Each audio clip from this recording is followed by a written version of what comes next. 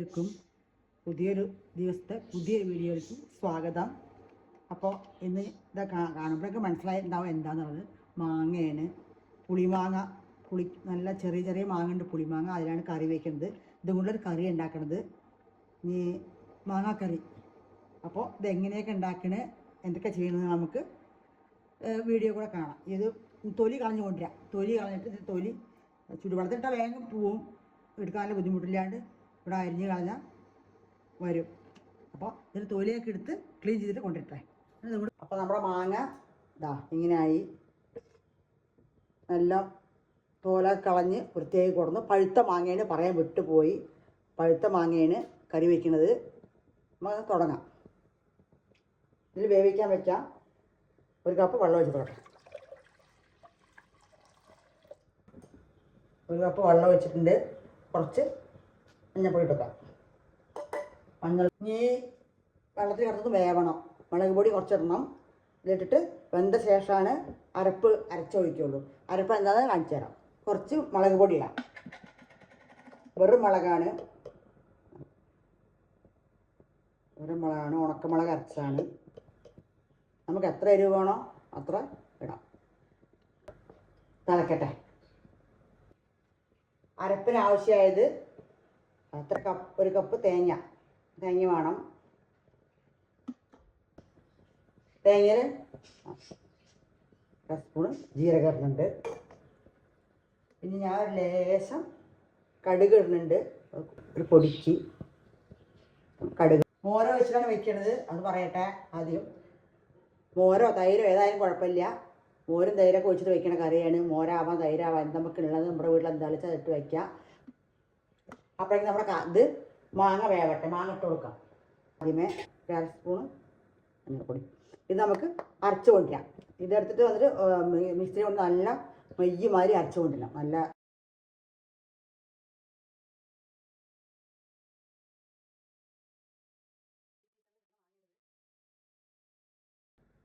അടച്ചിട്ട് കൊടുക്കാം.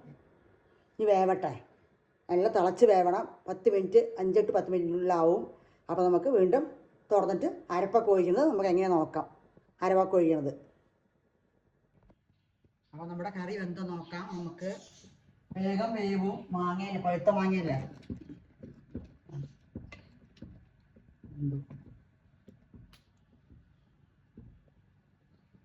ഏകദേശം വെന്ത് കഴിഞ്ഞു.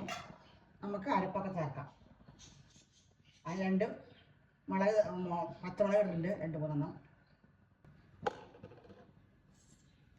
പച്ചമുളക് ഇടുന്നുണ്ട്. ഇതാണ് അരച്ചത്. ഇതാണ്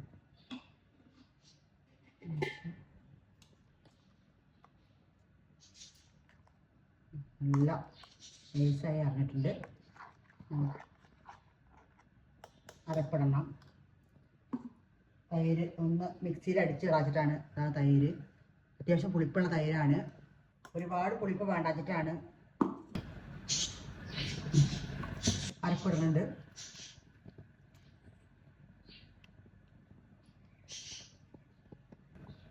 ഇറങ്ങി കൊടുത്താൽ മതി.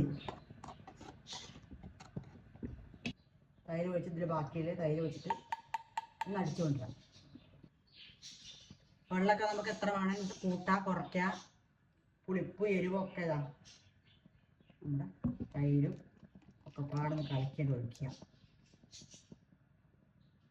നല്ല ഗ്ലാമറുള്ള അടിപൊളി സൂപ്പർ കറിയാണ്. 2 ദിവസം 3 ദിവസം വെച്ച് കൂട്ടിയാൽ ഒന്നും ആവില്ല. ഉപ്പിട്ടില്ല, ഉപ്പിട്ടിടും.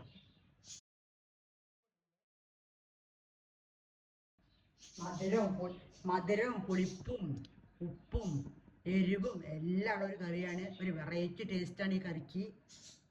ഇനി നമുക്ക് ശർക്കര ഇട്ടോളാം. ശർക്കര വെള്ളം അത് രണ്ടും പറയും. ശർക്കര പൊടിയാണ്.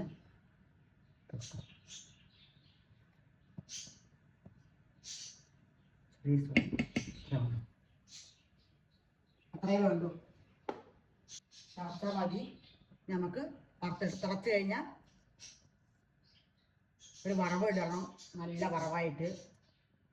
അപ്പോൾ നമുക്ക് നമ്മുടെ കറി വറുത്ത് കൊടുക്കാം. അതിന് ആദ്യം ചട്ടി വെച്ചെന്നു എണ്ണ ഒഴിക്കാൻ പോകണു. വെളിച്ചെണ്ണ വറക്കണത്. കടുകിടാം.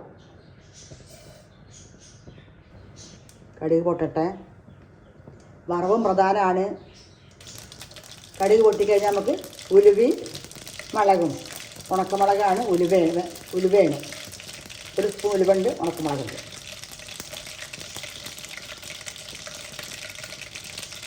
ഇട്ട് കൊടുക്കാം.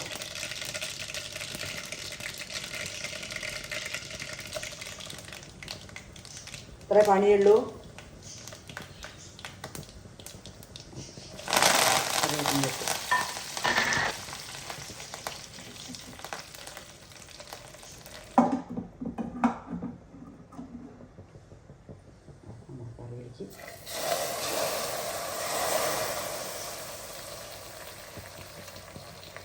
സൂപ്പർ ടേസ്റ്റുള്ള മാമ്പഴ കറി റെഡിയായി. എല്ലാവരും ഉണ്ടാക്കി നോക്കണം, കഴിച്ച് നോക്കണം, ഇതൊക്കെ പറയണം. അപ്പോൾ നമുക്ക് വീണ്ടും അടുത്തൊരു വീഡിയോ നമുക്ക് വീണ്ടും കാണാം.